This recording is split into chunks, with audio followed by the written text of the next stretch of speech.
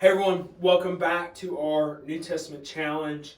Today we're in 2 Corinthians chapter 8.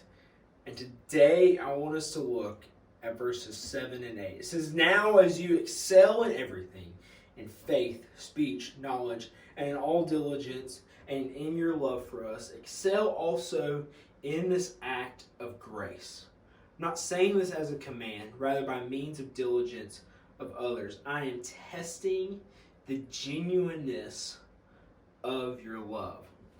Wow.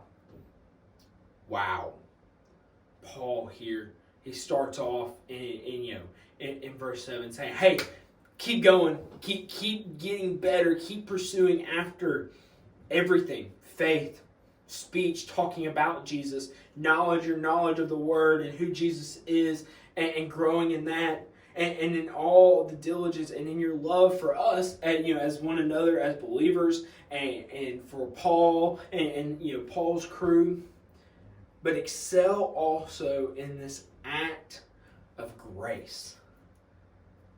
Okay, Paul, why single out grace? Well, grace is important. Grace is something that we're called to do as a believer, is to show grace to others. Sometimes we're called to show grace when grace may not necessarily be your first reaction that you want to give. But then he goes on. I'm not saying this as a command. So you're telling me not to show grace? What? It says, rather by means of the diligence of others, I'm testing the genuineness of your love. Whoa. So when Paul says this, when he's saying to continue to excel in this act of grace, this is not a command, but I'm actually testing how much you love others. Wow. Okay. Well, let's look at that. Paul is saying this because grace it's not our first gut, response. Grace is a learned trait. It is something that we as people have to grow in. I mean, look at babies. Like, two kids, brothers and sisters, friends, whatever, little kids, they don't want to share. They don't want to forgive. If one kid takes the other one's block, either one's going to cry, or if they're old enough, they're going to hit one another. Why? Because they're not happy that you took their block or their car or whatever. Grace is something that we do not just comes flowing out of us. There's certain people that grace, they're more prone to show grace, but that's not everyone. But also think about it this way.